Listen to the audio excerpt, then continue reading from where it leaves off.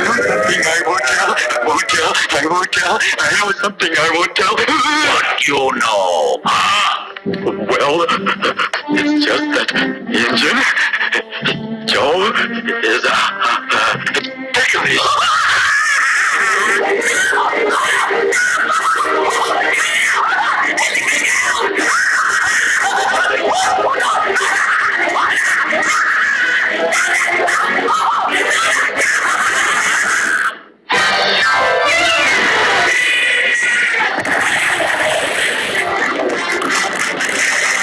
And so America became the great nation she is today.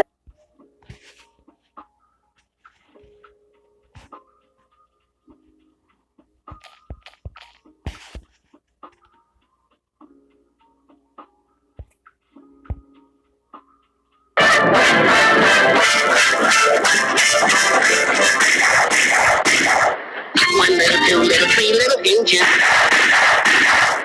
4 little, 5 little, 6 little engines. Uh-oh, sorry, that one was a half-breed.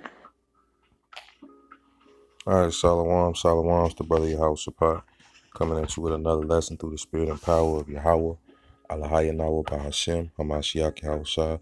Double honors to my elders and apostles of Great Millstone who teach and rule well in these scriptures. Peace and blessings to the hopeful elect.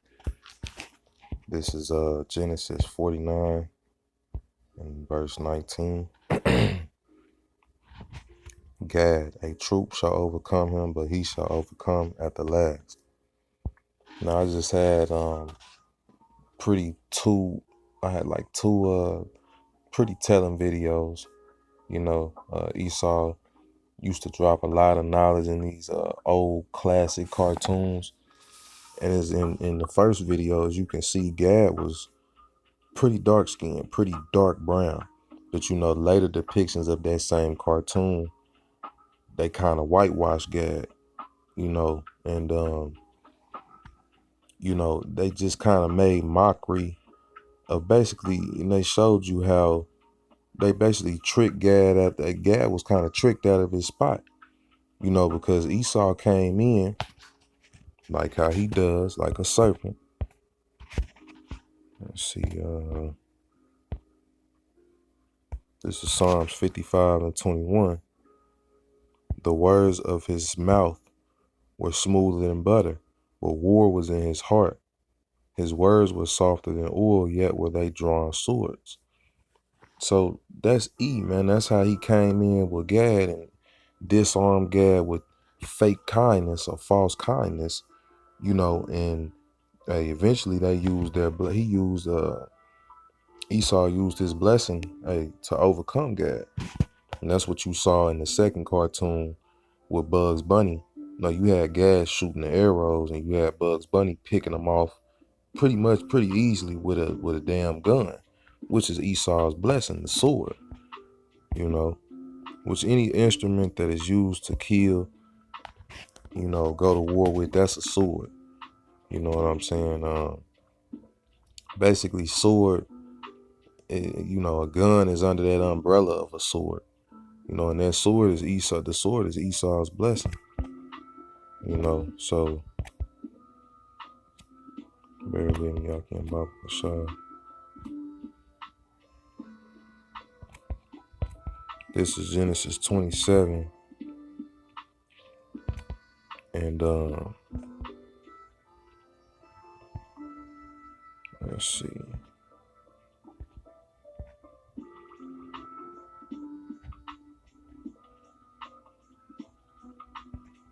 This is Genesis 27 and verse 39. This is Esau's blessing.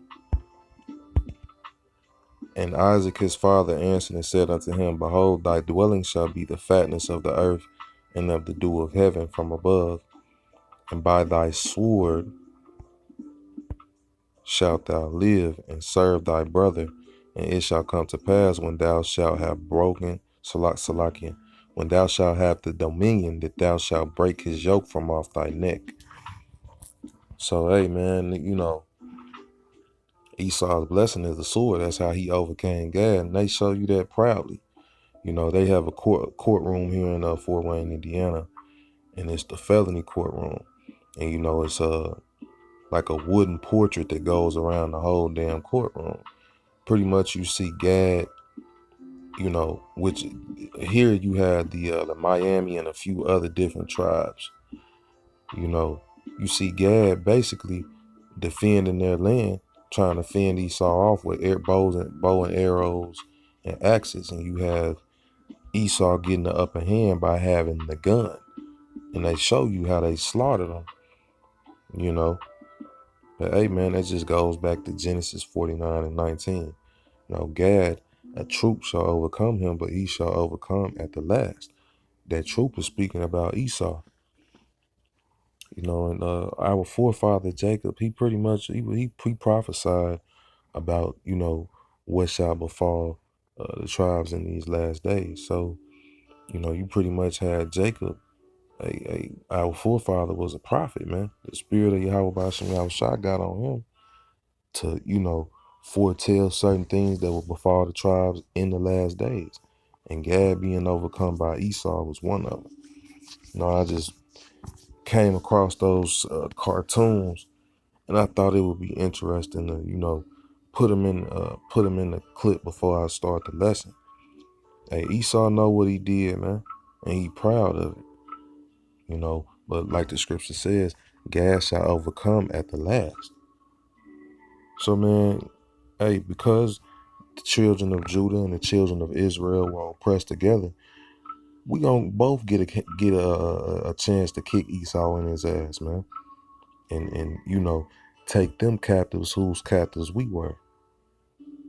You know, the scriptures tell you, man, the children of Judah and the children of Israel, they were oppressed together.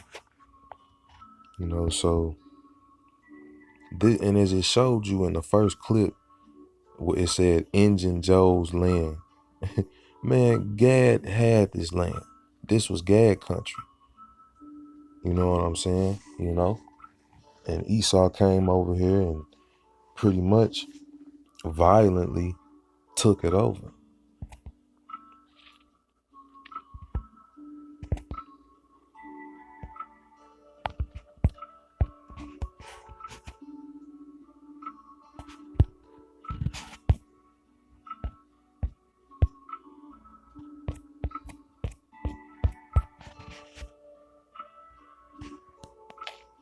I think I got one more precept I wanted to grab before I close out.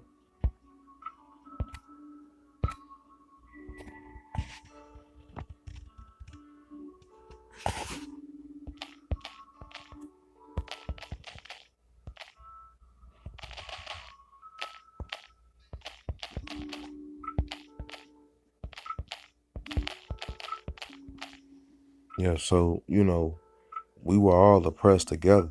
You know what I'm saying? And, you know, at the end of the day, we're all one nation. You know? You got, you know, some of the tribes that got beefs with each other, but the Lord is gonna put all that to naught. And he already has with you know, certain Northern Kingdom and Southern Kingdom brothers coming together, hey, to spiritually appoint Yahweh Shai as our head, man. You got that coming, you know, you got that going on in certain camps, but then you got bug outs out there that say that the Northern Kingdom ain't Israelites. Which if you can't see that, you know, Gad and the so-called Latin tribes are Israelites, man, the Lord ain't dealing with you. You know, that's plain as day. It's just too much evidence that they heavily practice certain customs, you know, that are Israelite customs. Like, you know, the fringes and the border of blue, keeping certain laws, statutes, and commandments. You had Gad and all the other tribes. They had their own form of the Ten Commandments, but it mirrored the law, statutes, and commandments, man. You know, ultimately, the Northern Kingdom came over here to this land to try and make things right, to try and keep the law, statutes, and commandments, you know, because they hadn't did it before. You know, so they came over here knowing who they were, man. And that persisted Salakia, that persisted, until of course we all lost our heritage, man, eventually. But hey, man, they were speaking Hebrew when Christopher Columbus came over here. So that's a sign, man. Like I said, if you don't think that they're of the nation of Israel as well, then man, the Lord ain't really dealing with you.